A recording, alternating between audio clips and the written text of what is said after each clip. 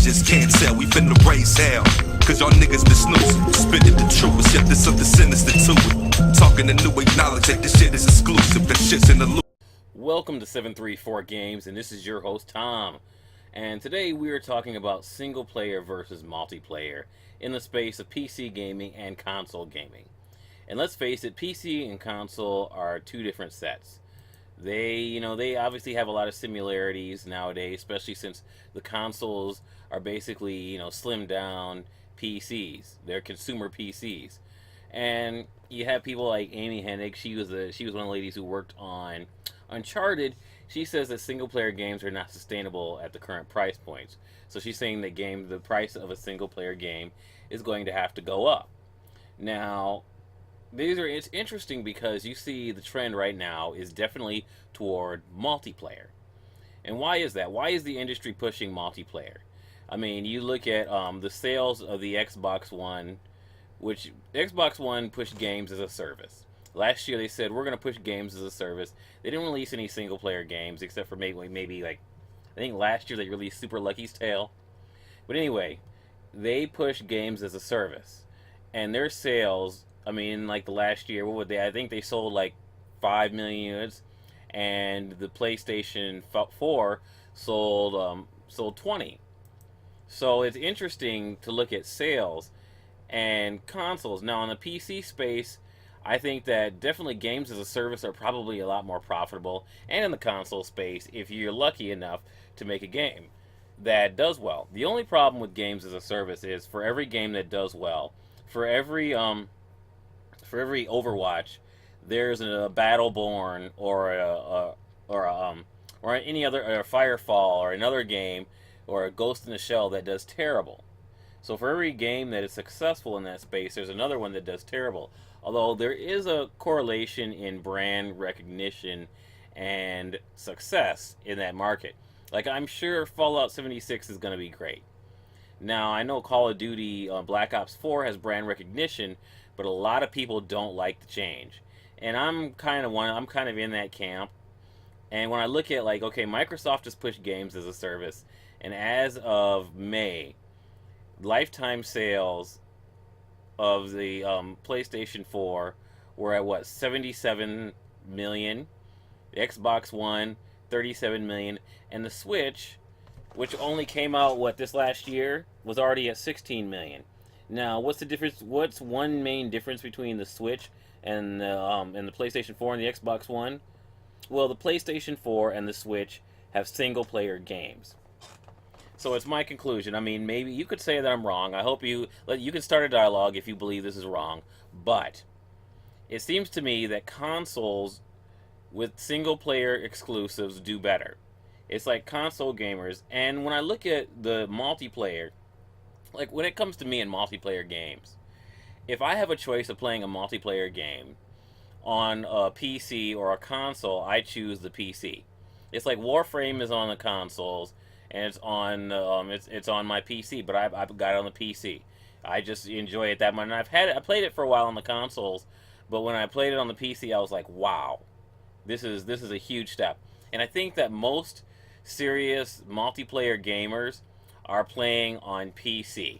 Now, I have some other stats for you guys as far as what people are playing, and gamers who play socially. And I'll leave a link in the description. I got this from Big Fish Games. It's just that they have a blog and they have some stats here. Game devices most frequent gamers are playing on. It says PC 56%, dedicated game consoles that's 53%, smartphones 36%, and wireless devices 31%. Dedicated handheld systems 17%. Now, when I look at this, I just wonder what slot they would put the Switch in, because to me the Switch is a tablet. It's a tablet that plugs into your TV. People get mad at me for saying that. Some people are like, yeah, it's a tablet that plugs into your TV. So which one? The Switch could be a dedicated handheld gaming device. It could be a wireless device, or it could be a smartphone. Well, not really. No, it can't really be a smartphone because it's too big. It's a tablet. But that's where I see games going. I think that in the long run, I think that if single player games, like I look at a market one of the things is you look at a market and you think, what would the market be if all the big developers stopped making single player games? How many games would do that well? Because how much space do you have in your collection to play a multiplayer? To play, if every game is a multiplayer battle royal, MMO, whatever, how much time do you really have to grind away at these games? I think that is going to shrink, especially the console space. I think that's going to be very hurtful in the console space. And I think a world with only single player games is a world with very few consoles in it. Now, I think that there'll always be single player games. I think the indies will always put out single player games. And I think that Sony and Nintendo will probably always put out single player games. But I think that looking at Microsoft, their sales I think are still declining. We'll see. We'll see if Microsoft can push more than 5 million units like they did last year. We'll see what's happening with games as a service. But it seems like it's a profitable model, but when it comes to consoles, it seems that console gamers prefer single player exclusives. So as far as single player games being sustainable, well, how attached are you to the console business? Is the console business sustainable? Can the console business survive without single player AAA exclusives? And I don't think it can. I think that the console business would. I think that, like, okay, so you have your PC and you have your console. Your console costs $399. It'll probably be a little bit more when the next gen consoles come out, though. I'm warning you guys. I think it'll be $499. That's what I think it's going to be for the PlayStation 5. That's just how I see it. And I think there may be a more expensive one for the PlayStation 5 if they have one packed in with the new virtual reality, which they probably will have a new virtual reality headset. But you look at that, you're going to pay $399 to $499. And then you're going to pay for online. You're going to pay for the online fees, not the online, not from Xfinity or for AT&T or whatever, but I mean to Microsoft or Sony. So that's what, $59 a year.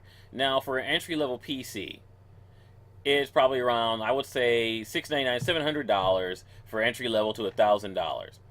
But that's all you pay, and then you pay obviously you pay for your online service provider, but you don't pay Microsoft or anything like that. You don't pay Sony for online fees. So, and you get the superior format for online. So I don't see, for serious online, if every game goes online, I think that is most likely a world with a lot less consoles in it. I mean, I know that like as far as mobile is concerned, obviously mobile games are mostly online. It doesn't matter. I mean, you probably have a few games you can play without a signal, I'm sure, but it wouldn't matter. A mobile game, no one cares. And I mean, obviously, tablets or whatever. Now, I don't know, Game Boy. I don't know if Nintendo would sell a lot of Game Boys if the thing had to be online all the time, because I just don't see it. I don't see them. I don't see Nintendo going that route. But I do not see, like, I think online is great. I think multiplayer is great.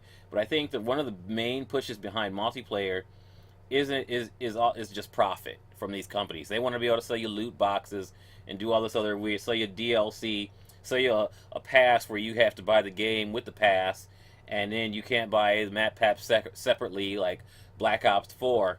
And I think that's where this is going. I think that's where there's a big push. And I think that some of these articles about single player dying are paid articles, because we don't, let's face it, today there are a lot of reporters out there, professional reporters, who aren't, who don't have a lot of integrity, who will say whatever their advertisers want them to say. And I think that that's where this is going. And I don't see console gaming being a big force in a world of only multiplayer games. And you look at the sales of the Xbox compared as the Xbox being a multiplayer powerhouse, the most powerful console, beats CPU, beats the other consoles in every way, but most people are buying the other consoles. Most console gamers are buying the other consoles because they can get their single player AAA exclusives on those other consoles. So I don't think single player is anywhere near dying. I think that if it does die, then consoles will probably, I don't know if they'll die, I don't want to say die, but they will probably fade.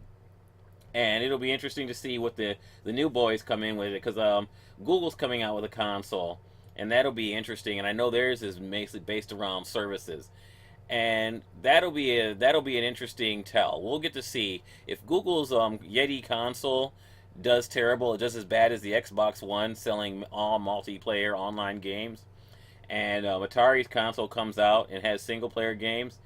And we'll see with the Atari, because I mean, Atari is such a small company, and there are other problems there besides that. They have other problems being so small. But with a company like Google, with all the money that it has, and Microsoft, with all the money that they have, they should be doing a lot better in this space of consoles, and they're not. And I think it's because they're focusing on multiplayer. And that's it for this episode of 734 Games. If you have anything to add to this, please put it in the please write it down in the comment section on WordPress or on YouTube. Thank you. But I'm your Uncle Elroy. I don't give a damn how high you get in mine, as long as you let me hit it.